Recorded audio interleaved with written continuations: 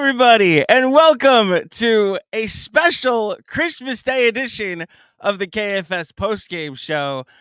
I am not your boy John Macri. I'm your boy GMAC, aka Andrew Claudio, and I'm thrilled to be doing a victory postgame show here on Christmas Day.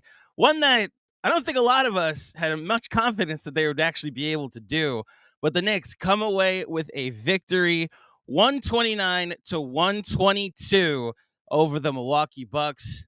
It's done. It's over. They finally beat this team after 9 consecutive losses to the Bucks. We got to go all the way back to the thumbs down year, I believe is what we're calling the 21-22 season.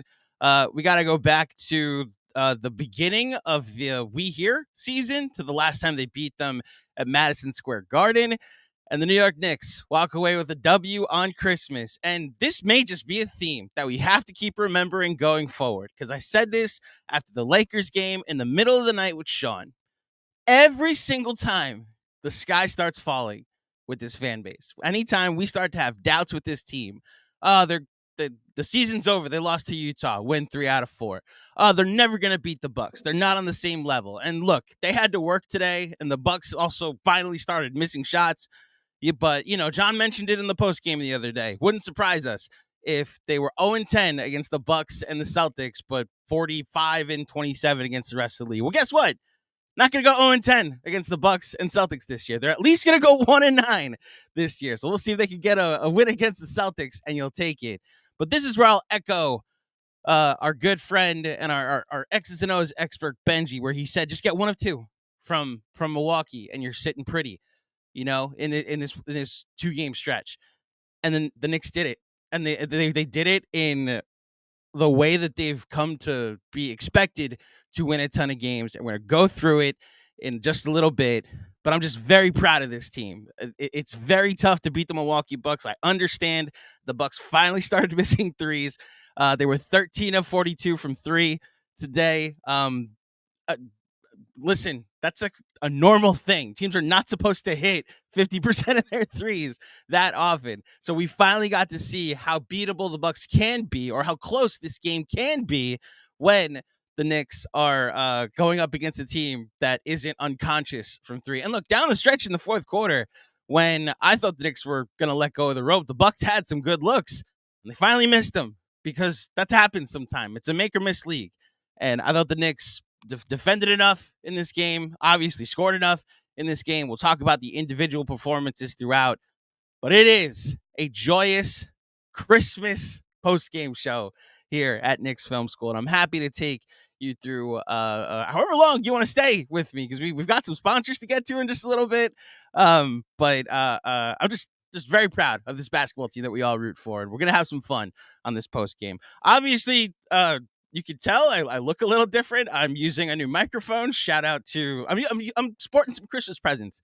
So if I sound a little better, it's because Mrs. Claudio hooked your boy up with a new mic. Mother-in-law hooked your boy up with some headphones. I'm apparently a vest guy now. Shout out to my cousin by marriage. And I wanted to open with this, and I'm glad the Knicks won, because I actually do need to make this very self-involved. But this is the type of following we have. And I want to just shout out to all of you celebrating the holidays. And I got maybe like the sweetest present from my sister-in-law's boyfriend, who is a huge Knicks Film School supporter, wears his Knicks Film School hoodie to work all the time. And he painted this basketball with the KFS logo. Like, this is legit one of the nicest things I've ever gotten. And I got to be honest, when I got it this morning, I thought it was a good omen. They're like, you know what? The Knicks are going to come out and win this game. So here is literally the game ball that I would like to give to him. First and foremost, his name is Christian. He goes by Box. Don't ask me to explain it. But Box, this is for you. The Knicks victory game ball goes to you. Maybe that's what we'll do going forward, is give the game ball to somebody, because we give a game ball on the morning, on the Monday show.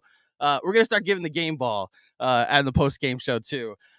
First game ball I got to give out. My goodness, Jalen Brunson continues to just be awesome when you need it. His second big offensive game against Milwaukee.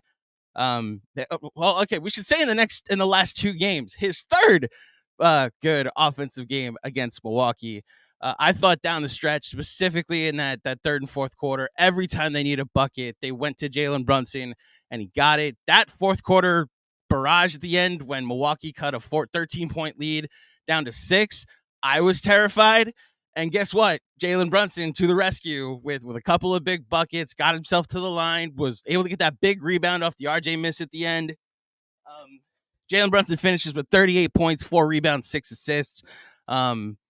He only took 3 threes today too, and I thought they were starting to blitz him in the second half to try and get the ball out of his hands. And there were times even when they tried to blitz him that he was able to get around the pressure, and the Knicks were able to get him the ball back in better spots to shoot.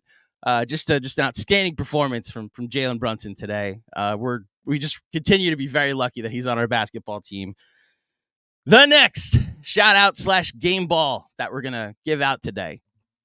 So let's talk about Emmanuel quickly, because I'm like a lot of you. I was staring at the minutes distribution in the first half and wondering why Emmanuel quickly got one more minute than Taj Gibson.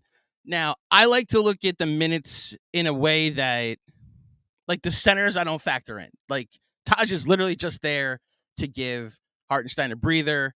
I don't consider if Hartenstein's off the bench before Quick or before Hart, I don't consider that oh, he's the 6th man, he's the 7th man. No, the centers are not part of the who is next man up conversation, because you're never putting Taj in for Julius, you're never putting Taj in for Brunson.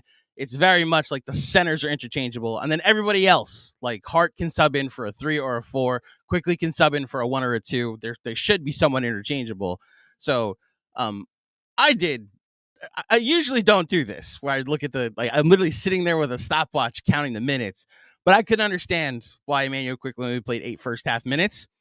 I do recognize the logjam that exists.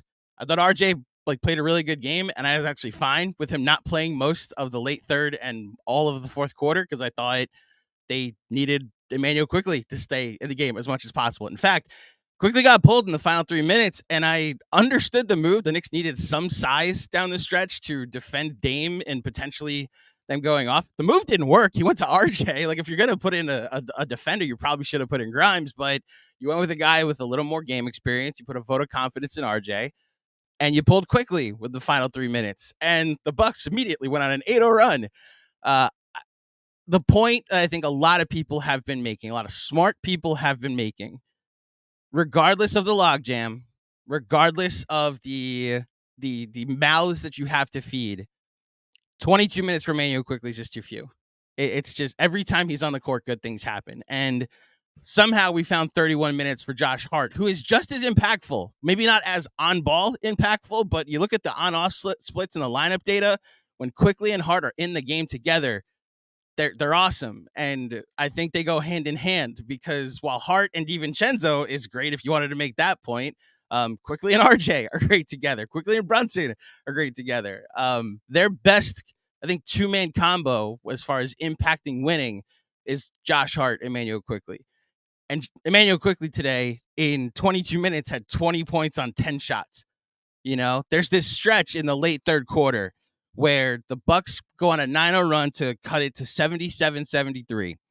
And Tibbs calls timeout. And after that stretch, some big buckets from Quick. So the Knicks also got to the line, which I thought was important. Quickly hits a couple free throws. Brunson gets to the line. Randall gets to the line. And the Knicks, I stopped counting at a certain point, but it was a 29-19 run from that point on, where Quickly had 6 of the points, and then Josh Hart had 10 of the points. And I thought that was they pushed the lead back up to 14. Milwaukee called timeout. And then on the other side of the timeout, Quick had another 7 points. And this is the type of player that he is, that you never know when the offensive explosion is going to come. And we're talking about the 20 points he had in 22 minutes. I thought his defense was outstanding. And you saw it during that late third, early fourth stretch, where there was one possession. In fact, I wrote it down. It was after the 77-73 stretch where the Bucks, the Knicks miss a shot. I forget what it was. I actually think it was a Julius Randle ISO, which we'll talk about. And the Bucks have either a 3-on-2 or they had a man advantage, and Quick hedges and tries to and makes sure that Connaughton doesn't take a three. He then quickly defends the corner of Bobby Portis three. Neither shot goes up. And what it turns into is a Bobby Portis offensive foul, which was defended by Emmanuel Quickly. That stop I thought was huge because if Milwaukee gets 2 points there, it's a 2-point game. If you get a three, it's a 1-point game. And suddenly this gets a lot scarier. But instead, they get a stop, which was forced by Emmanuel Quickly. And on the other end of the floor, it's a Jalen Brunson and one. You're up 80-73, and it never got below 7 points until the final couple minutes of the game. I recognize the logjam. I understand the minutes distribution is tough when you have so many wings around the same size. Squeeze somebody else and clip that if you want. Whatever. Squeeze somebody else. Emmanuel Quickly has to play more. That's just my opinion on the matter. I think Tibbs did an outstanding job this year, for the most part. I think the Knicks are 17-12, and all the conversation is about what they don't have. You know what they do have? A 17-12 record without a quote unquote superstar, without a quote unquote 1 or 1A. Like that, there's clearly some good coaching going on. I also recognize that some adjustments can be made, and this guy can play more. So that is my diatribe for today. Speaking of Josh Hart, the points he had in that late third, early fourth, it was 10 points during that stretch where I thought he was outstanding. Finishes with 10 points, 9 rebounds, 4 assists, 2 steals today. Really filled out the box score. It's why whenever it gets pushed that like Josh Hart is a problem on the team, Josh Hart being hesitant, Josh Hart not making quick decisions, Josh Hart, like the way he played the other day where he was just letting Dame or Connaughton or Middleton kind of do whatever they want, and there was no defensive impact from him. When he's going right, he continues to be just a net positive on this team. So I thought he played a great game. And look, he got raked over the coals the last game, and I had some quibbles, but I don't even want to talk about the quibbles yet. I thought RJ Barrett was outstanding for the most part in this game. Got it going really early with 14 points in the first, I believe in the first quarter. Had 18 points at halftime. He mentioned going into the half where he did like the midway the interview before he was going into the locker room. He mentioned that he was just not thinking. He was making quick decisions. He was just like playing the ball and just getting the ball and going. And I thought some of the moments when he seemed to hesitate and think were when he was taking Brook Lopez one-on-one. And that's one of the best rim protectors and shot blockers in the NBA. Something you probably shouldn't do is try to, unless you're Julius Randle and you can out-muscle him. I think if you're RJ, you try to draw Lopez away from the rim and look for Hartenstein. Like the play at the end of the game where the Knicks had a 3-on-1 and RJ just leans his shoulder into Chris Middleton when Hartenstein's right there for the layup. Like those are still things that he needs to clean up. It needs to be said, they got off to the start they did. They built the lead they did because of how good RJ was in that first and second quarter. He hit a couple threes, which is obviously big for his confidence. I thought Benji nailed it. Like once RJ starts hitting threes, he becomes more lethal and goes into attack mode. And I thought they genuinely needed RJ to get off to that start, which is they were playing from ahead in this game, which they haven't played from ahead a lot when they played the Milwaukee Bucks. So good job by RJ. Isaiah Hartenstein got in some foul trouble, and yet that's probably the only reason why he only played 33 minutes, or his numbers aren't better because he has 11, 8, and 4 today. I thought he was great. I thought he had some big rebounds, 4 offensive rebounds today. I thought he it just continues to help on the pick and rolls with getting Brunson in situations. I like when he's screening for guys when they're going to the rim to allow for layups. I think he does that with RJ really well, does it with Quickly really well. Obviously, he does it with Jalen Brunson very well. It remains a thing that the Knicks are kind of fine offensively with Mitch out. It's there's still a defensive thing that is a very frustrating that other teams are just getting boards that I'm not used to them seeing. The Milwaukee Bucks had 17 offensive rebounds today to the Knicks 7. That's where Mitchell Robinson being out is a thing. Like that doesn't happen if Mitch is here. But I thought Hartenstein for the most part played a good game, and hopefully God bless him, Taj Gibson. I thought he played really good in the second quarter defending Giannis, but it was very much good job, Taj. I think you still need a better backup center, which I'm sure the Knicks are in the market for. And eventually when trade season starts, they'll hopefully find one. The negatives, and I don't want to. So DiVincenzo, I thought, played okay defense on Dame Lillard in the first half. Then Dame's kind of awesome, so it's tough to completely shut him down. But I thought he was making Dame work. A brutal shooting game for DiVincenzo. Just the shot wasn't falling. He was 1 for 6 from the field, 1 of 5 from 3. Quentin Grimes only played 12 minutes today. Some of that, again, might be the logjam. Some of that might just be the passivity. If he's not making a huge impact on defense, that's really tough to really justify him playing more than the Obi minutes now. But I thought he had a big bucket late in the fourth quarter when he got the ball and attacked a closeout and got to the rim for a layup and one. He missed the free throw, though. I don't know if he could actually be called a negative, but I thought that Quentin Grimes in his minutes was a net neutral, if you want to call it that. In fact, he was -1 for the day, so actually it checks out that way. Let's wrap up with Julius Randle, because the numbers are going to look okay at the end of today. In fact, I believe he had the exact same game as the last one, because he was 8 of 17 last game. He finishes 8 of 17 this game. 24 points, 9 rebounds, 2 assists, and a steal. 6 of 6 from the line. That continues to be a thing. Like, everybody was talking about RJ and his free throw shooting and how it's been a revelation.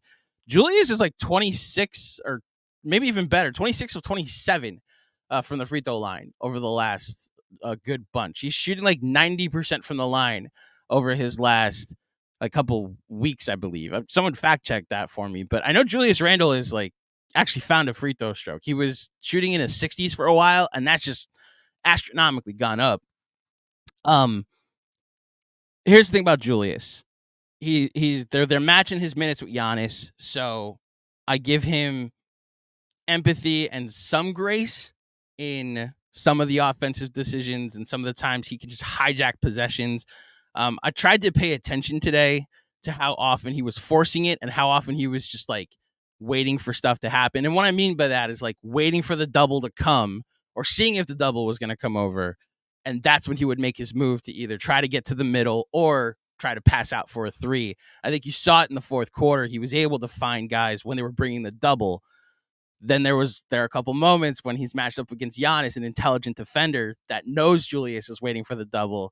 And when Julius leans in, he just pulls the chair out from underneath him or pokes the ball away, or they bring in the double from a side he's not expecting. And look, my frustrations with Julius today are more geared toward, it might just be rotation related, because when he plays with the second unit, you could tell he hijacks possessions a bit.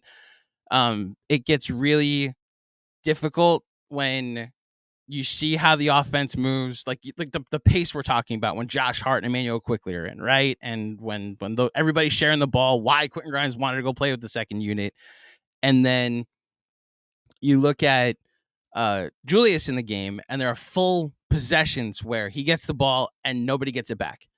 And like that, there was a 3-pointer during the stretch early in the second where the Knicks were, or the Bucks were on an 8-0 run, and Julius is just jab step, pulling up from 3 against Bobby Portis. And like my philosophy on those possessions, because those happen with Quickly, those happen with RJ, those happen with Brunson. Like the Knicks have a lot of isolation players, and if you're gonna hold the ball an entire possession and not pass it or look to get anybody else involved, you better make the shot you take. Otherwise, I think it's a wasted possession. Now, you can justify it when it's, Julius has it going, or if Brunson has it going, it's like, all right, like you probably could have got someone involved, but you missed. I thought Julius hijacked the offense at times today. And it was when they were doubling him and he was finding a teammate that I thought they were able to get good looks. There were still moments I thought he hijacked the offense. Having said that, I thought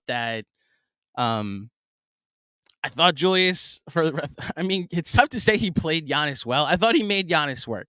Giannis is also one of the 5 best players on planet Earth, maybe one of the 3 best players on planet Earth. So it's really tough to be like, you know, you can shut him down. Like Julius should have shut him down, but Giannis finished this with 32 points, 13 rebounds, and 6 assists.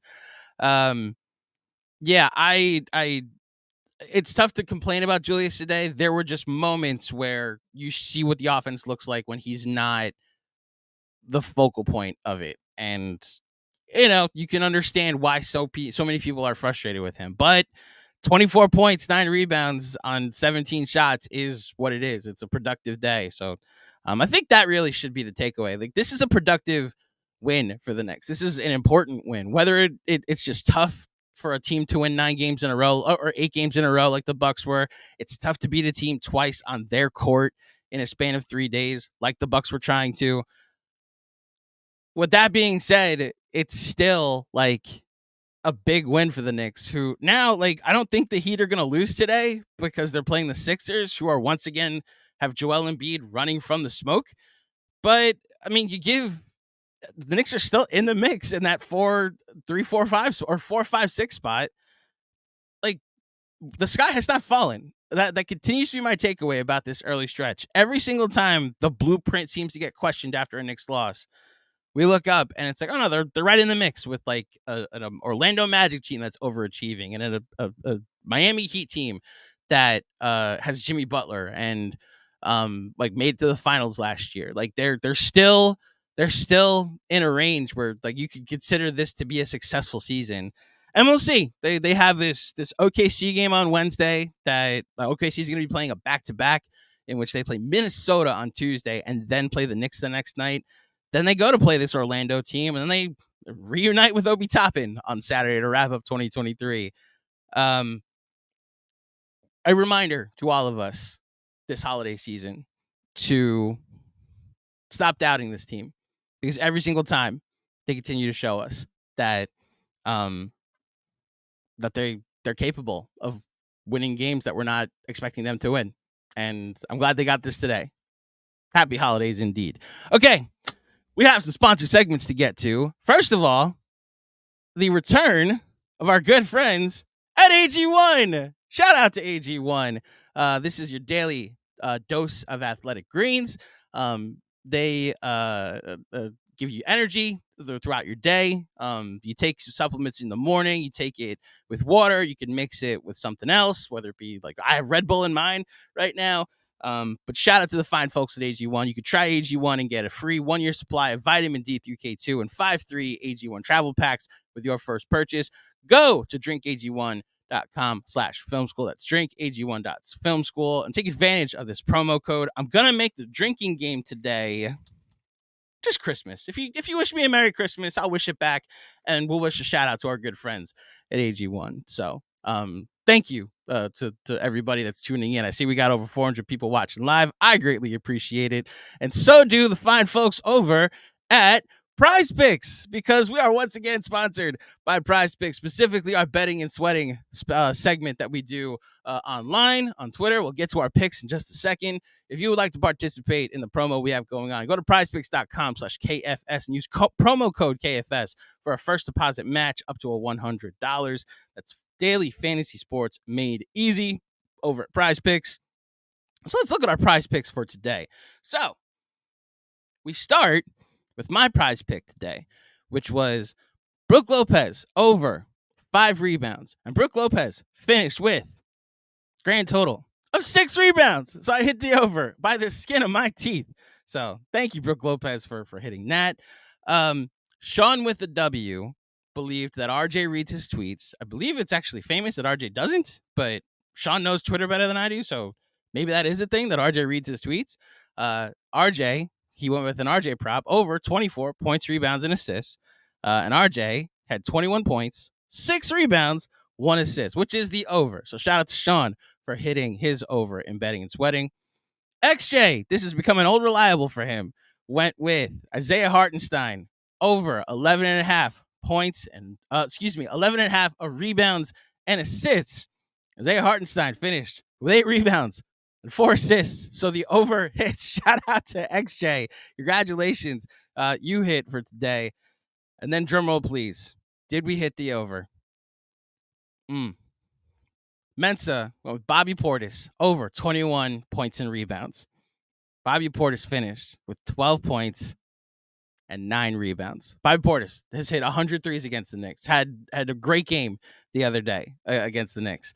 And in this game was 0-4 from 3, was 5 of 11 from the field, missed a 3 down the stretch that would have hit Mensa's over. Instead, it's a push and a miss from Mensa because Bobby Portis finished with exactly 21 points and rebounds. So a 3 for 4 day for the betting and sweating crew. Again, go to prizepicks.com/KFS and use promo code KFS for a first deposit match up to $100. It's daily fantasy made easy over at PrizePicks. We thank all of you tuning in. Let's get to the super chats and see what you all want to talk about with this game. I'm here until you don't want me to be here anymore. I'm here to talk about this game in whatever ways you'd like me to. I appreciate all of you tuning in. I know it's the holidays. It's a big holiday for a lot of you, and especially if you have kids in your household. I'm gonna take a swig of AG1. Shout out to the fine folks at AG1, and then we'll get started.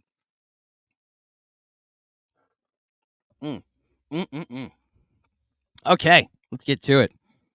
First up, Zach Horowitz, generous the donation in the super chat. 10 degrees and 10 degrees and 8 a.m. in the land of the midnight sun. I winced in the mirror and hoped this game was fun. Oh, he's rhyming. Okay, I don't know the song, but I'm hoping. I'm sorry, Zach, that I don't know the song, but or maybe this is a parody of a song. I just don't know the song. So I read the first 2 lines. Too many cookies and Swedish meatballs. My belly feeling spherical. I know how we win this game. By God, we need a miracle. Well done, Zach. I'm sorry I butchered your song, but it was beautiful, and I appreciate the contribution.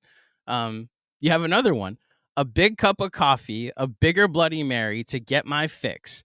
Is this my Christmas miracle? RJ's making threes. Let's go, Knicks. Happy holidays and Merry Christmas to you all. Merry Christmas to you too, Zach. Shout out to the fine folks at AG1. Someone in the chat, because I'm going to pull up the secondary, the live chat as it goes. What song is he referencing? Because I feel bad. I'm the least musically educated. There's like a legit point in my life where I just had to tap out on all things music. There's a very famous video of lore where Chris introduced a rapper named Gunna to me and John, and I believe something happened to Gunna. Like, he's alive, and I don't think he's in jail anymore, but I believe something happened to him. Regardless, it was like a learning a foreign language, Chris introducing this artist to me.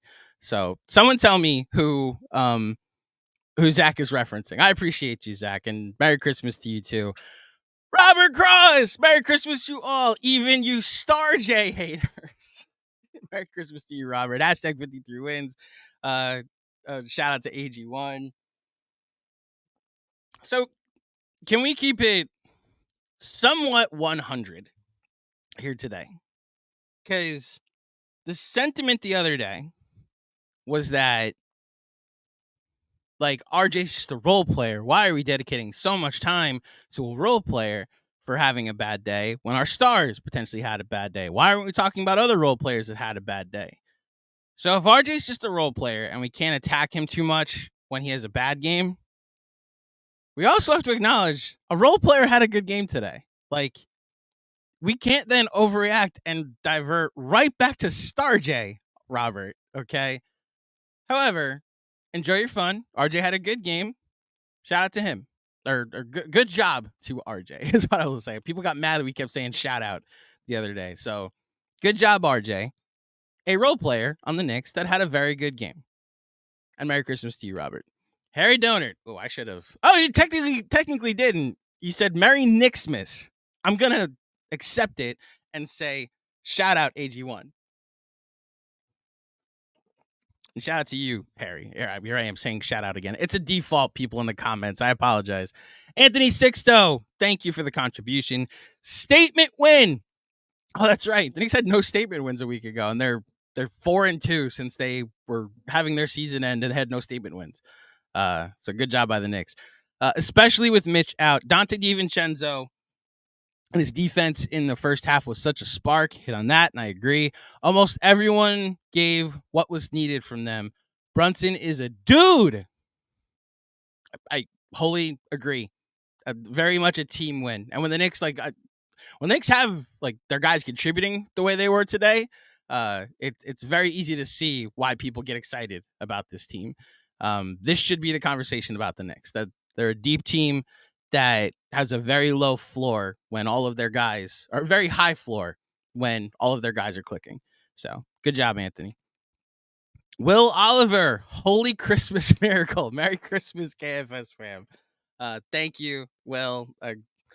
We're fans of Christmas miracles here at Knicks Film School, and shout out AG1. Next up is Neslaw. At the end of the day, first of all, thank you for the contribution. At the end of the day, it's about getting buckets. Size be damned. Brunson gets buckets like very few in this league. Merry Knicksmas, KFTV fam. So I don't know if that's a typo or if you actually meant to send this over to CP and Alex and the crew over there.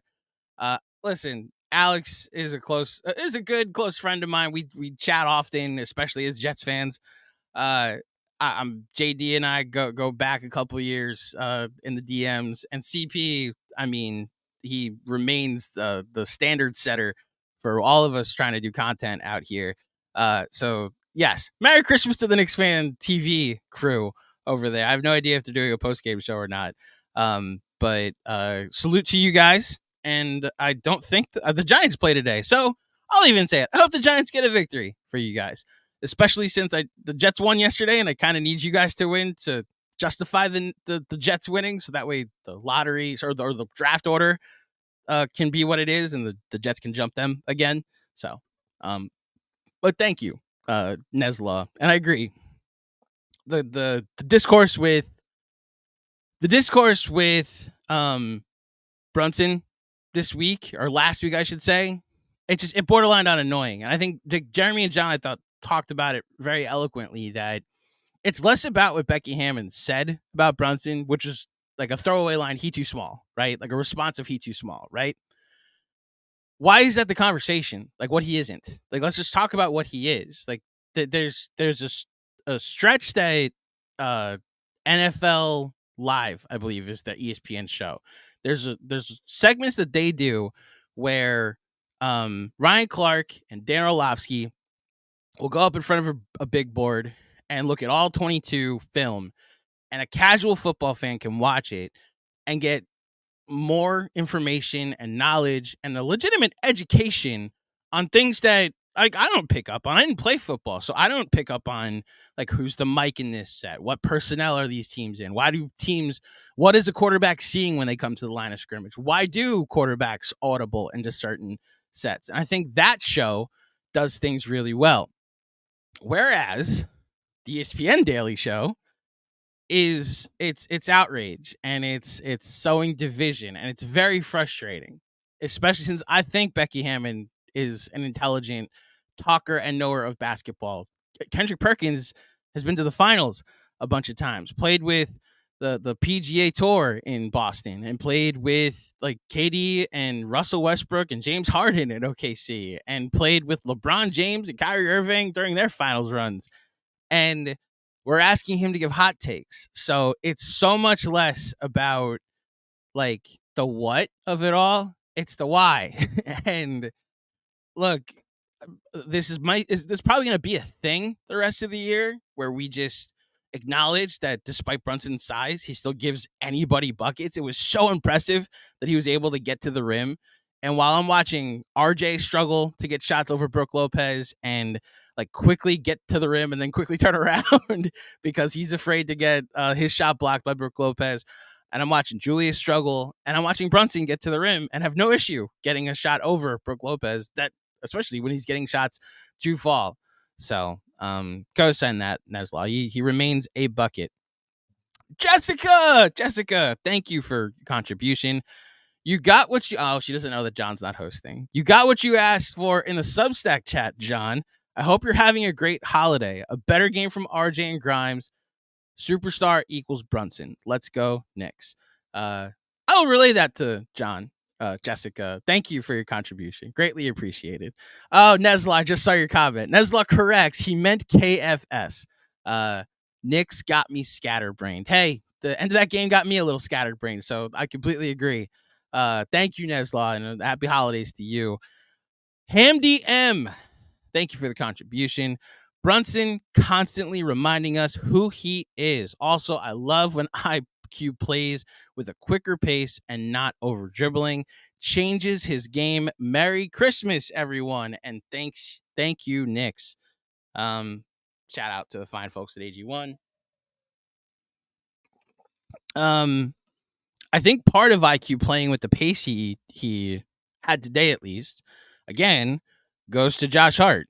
They look to run whenever Hart gets one of those rebounds, and then Quick runs with him. And I think it's the Randall matching with the second unit, or specifically with the Giannis minutes. It flat out slows the pace down. And I thought that end of the third quarter, beginning of the fourth quarter, where I believe Giannis sat for just the very end of the third and the very beginning of the fourth, because Randall came in for RJ early in the fourth. But during that stretch, that's the run I'm talking about, that 29-19 run. And while Quick was then able to still get buckets in the half court, they were able to get it in on the break a lot easier. So, yeah, I like when he plays with pace. So I agree with you, Hamdi. Merry Christmas to you. Alex, my man, a very generous contribution. Appreciate you, Alex. It's been great to not just like have you as one of our patrons and one of our contributors, but like as a person, you've been very supportive of us and supportive of me. And I really appreciate not just this like generous contribution, but just your friendship as well. And I look forward to seeing you at the town hall, hopefully on Thursday. For those who don't know, we do a town hall with our Monroe and Ewing tier patrons once a month. We're doing a second one in in December, because we didn't do one in November. So if you'd like to join us on Thursday night, we just jump on Zoom and talk for like 2-3 hours. There's trivia at a certain point. You can join us if you'd like to this Thursday night at 8:30 Eastern. But Alex's message is just Merry Christmas to the best content creators and fans in the world. Rejoice. Indeed, Alex, rejoice. And a Merry Christmas to you as well. And a shout out to AG1. Appreciate you, Alex. Next up, Dom Cappuccini. Good to hear from you, Dom. I told John in the last post that the rarity of teams sweeping a back-to-back is something for us. Was I sarcastic at the moment? He doesn't answer. He says yes, but not going to lie, that thought was still in the back of my mind before tip. Let's go, Knicks. It's just flat out tough to beat a team twice in a row in their building at the same time. I was not confident going into this game, I'll say that, but I did notice like trends. It's tough to win 8 games in a row. It's tough to like I said, beat a team twice. It's why like it's rare to see a team sweep in the playoffs. Like sweeps are less common than 5-game game series, you know? Especially when you got a team like the Knicks on the other end. This isn't a bad team. Like the Bucks could beat the Pistons in a back-to-back. The Bucks could beat the Hawks in a back-to-back. Beating the Knicks twice in a row is difficult. And like you said, Dom, it's something. And congratulations to the Knicks for getting a big W today. Mangu Man. Today was all about heart. Thankfully, we have 2 of them. I agree. Hart and Josh Hart played really well. And this team, as you mentioned, has a lot of heart. Shout out to you, Mango Man. Juanon, Merry Christmas, GMAC and KFS fam. Merry Christmas to you too, Juanon. Interesting sentence. And thank you, as always, for the contribution. Mark R. How are you this holiday? Mark, I hope you and the family are doing well. Nothing better than Brunson on his 1A shit on national television on Christmas. In the words of GMAC, apologies better be as loud as the disrespect. Merry Christmas, KFS fam. Thank you, Mark R. And Merry Christmas to you too. And shout out to AG1.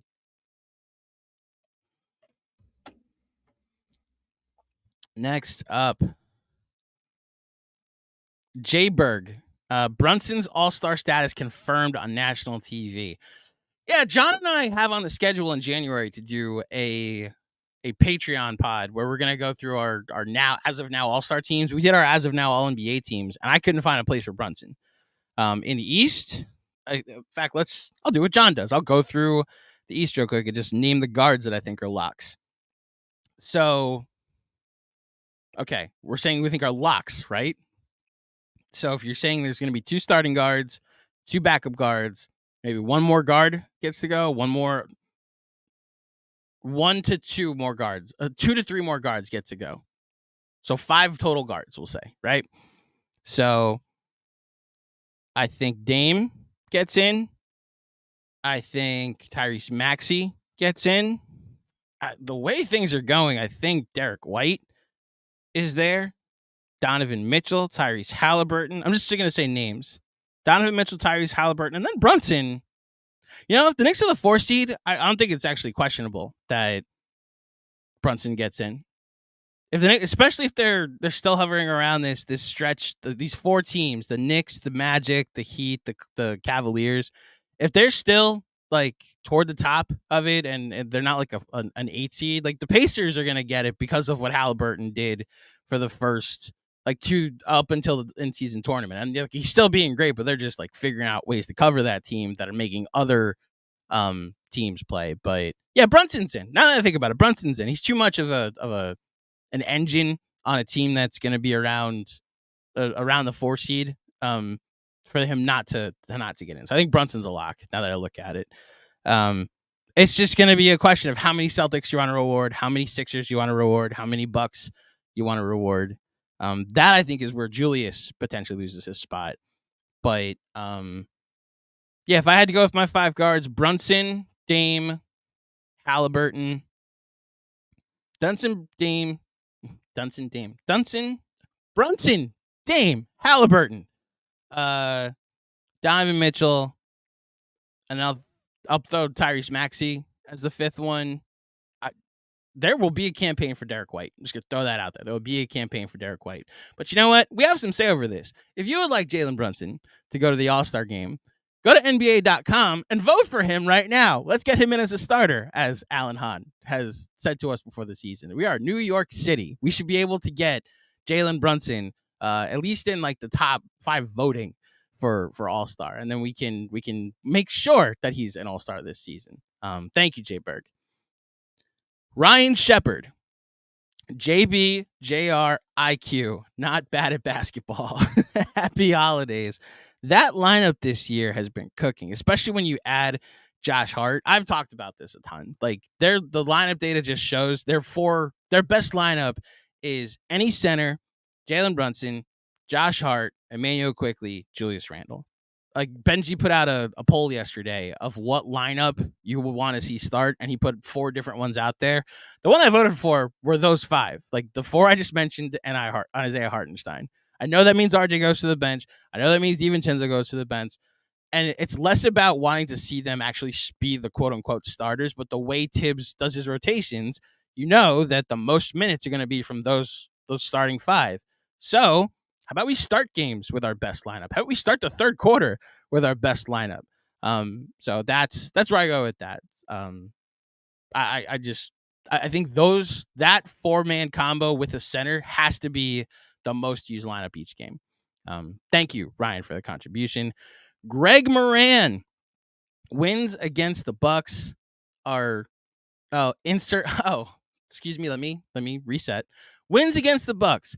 Inserts M&M's They Do Exist gif. Merry Knicks Miss KFS fam. Do I have to add context? It's a very old commercial. Like, Greg, I get it. I grew up with that commercial where the peanut and the red and yellow M&M, which was a regular M&M, and the peanut M&M, they were talking. They were personified, and they would come to life for the commercials. And for one commercial, they were putting cookies underneath a tree for Santa, and the peanut M&M is like, so what is this guy? You sure he's gonna like these cookies or whatever? And the red M&M is like, I don't know, I've never met the guy. I'm not even sure he's real.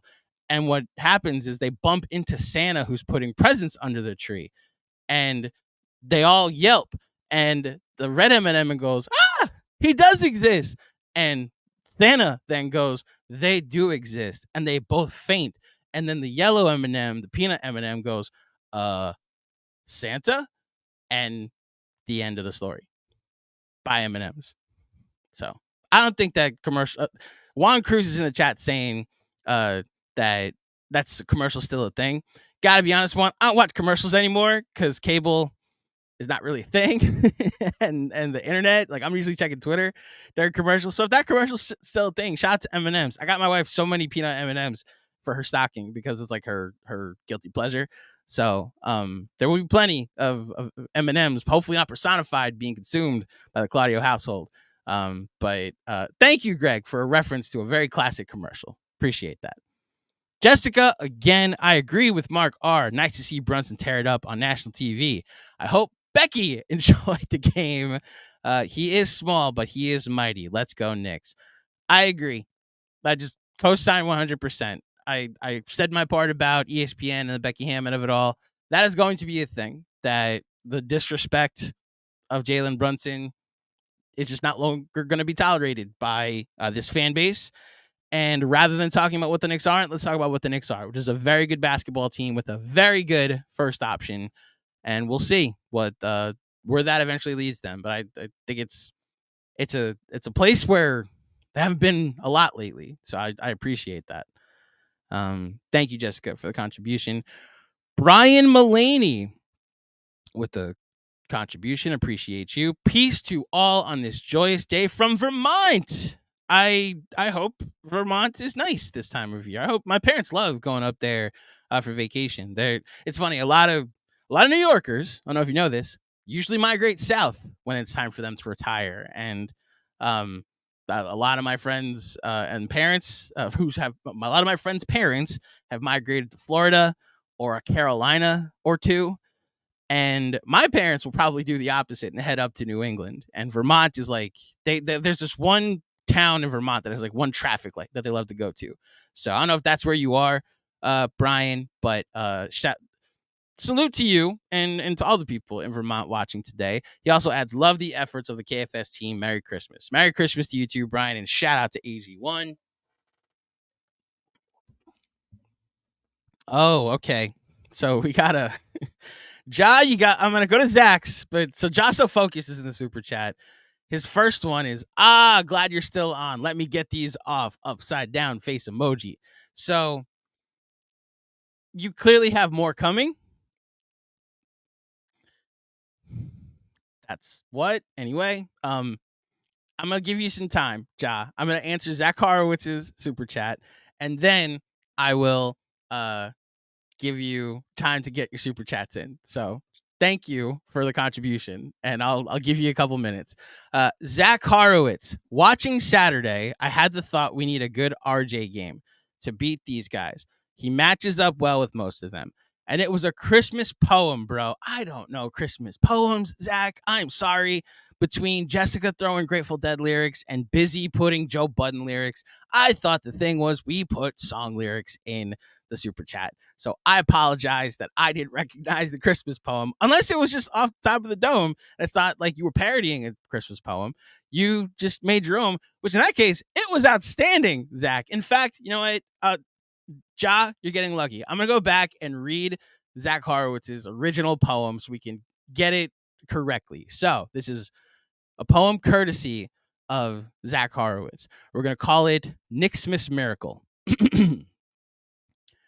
10 degrees and 8 a.m. in the land of the midnight sun.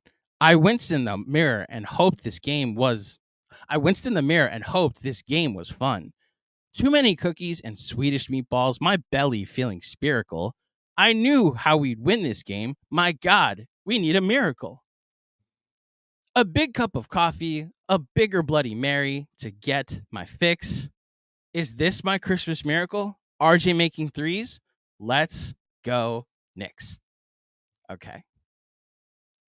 There, we nailed it, Zach. I hope I did it justice. Thank you for the poem, and a Merry Christmas to you and yours.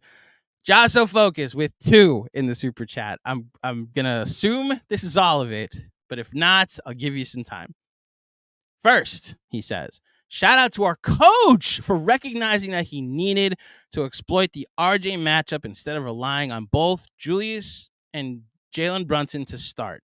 Early tone setter. I said it at the beginning.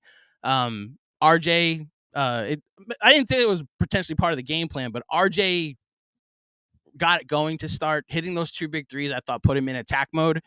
He was downhill for most of that first quarter where he had it going, and it allowed the Knicks to start to play from ahead for most of this game, which they're a very good team when playing from ahead. This is, I believe they're still undefeated when they have the lead in the fourth quarter this year. Think about that. They've lost 12 games this year. On all 12 of those games, the Knicks have not had the lead in the fourth quarter, I believe. Although that stat might not be real because I thought they were winning in the Phoenix game. I'm actually going to go look that up. But I know they have a very good record when they're leading in the fourth quarter. So thank you, Ja, for the contribution. He has another. Shout out to Randall, who appeared to sacrifice his offensive game for the betterment of the team. We don't win this without his dedication to the cause. Man, I pushed back a little bit because he was hijacking that offense in the second quarter. I thought there were some times where he could have sacrificed his offense for the betterment of the team, but it wasn't necessarily working out. But appreciate you and your. I appreciate the comment. I don't fully agree with it, but overall, I thought the second half he was looking to distribute a little more. So thank you for that. And then last one from Josh. Finally, shout out to IQ and Josh Hart for stepping up against a great team. Wins against teams like these require those players to hit their baseline. And I'd even argue they hit more than their baseline. That stretch in the late third, Josh, I know you're coming into this late, but that stretch where the Bucks had cut it to 4, and it just seemed like a flip got switched. A switch got flipped. What did I say? A flip got switched. The switch was flipped is what I meant. A button got hit and they turned it on, and that I think was the turning point of the game when those two decided, like, this is the not effing around crew. We're gonna extend this lead, inject some offense into some energy and offense into this team, and do what we've done all season, which is extend leads, build and extend leads, I should say. And yeah, I remained appreciative of that 2-man combo because it continues to do great things for this Knicks team. And speaking of great things for this Knicks team, another W, another Christmas Day W. And I thank all of you that tuned in to help celebrate this W with me. I want to wish all of you a Merry Christmas and a Happy Holidays to all of you celebrating. I do want to recognize, it's a joyous day. And I've obviously had a joyous year at a lot of times personally. But if you remember from the summer, we lost my father-in-law right before my wedding. And I can just say something personal. I do want to take time to just wish all of those that are not having the happiest or merriest of holiday seasons, because this is the first holiday without somebody. That I hope that the Knicks winning today was a helpful distraction. That what this is with sports, we're taking our mind off the real world for a bit. And I know that there are some people that are struggling through this holiday season because of the circumstances. Well, I hope for 2 hours today you were able to take a reprieve from that, and that you were able to enjoy a Knicks victory, and that through the rest of this holiday season, however long this quote unquote season lasts for you, that you're able to find other reprieves too. So, from me, sincerely, I wish you all the very best. I wish all of you watching the happiest of holidays. And Knicks Film School will, of course, be back with more content, more distractions in the not too distant future. I believe Fred Katz is going to join John for a pod tomorrow. We're still working on times and commitments on that. I will have a pregame pod on Wednesday morning, which has already been recorded for the Oklahoma City Thunder game. But for everybody that was watching this, thank you for tuning in. Please like this video, subscribe to our channel. If you're listening on the podcast feed later, please leave a 5-star rating and a review. Once again, shout out to the Knicks. Shout out to the fine folks at AG1, and of course to Prize Picks for making this episode possible. Until next time, Thank you for listening. Thank you for watching. Merry Christmas, happy holidays, and we will speak with you soon. Peace.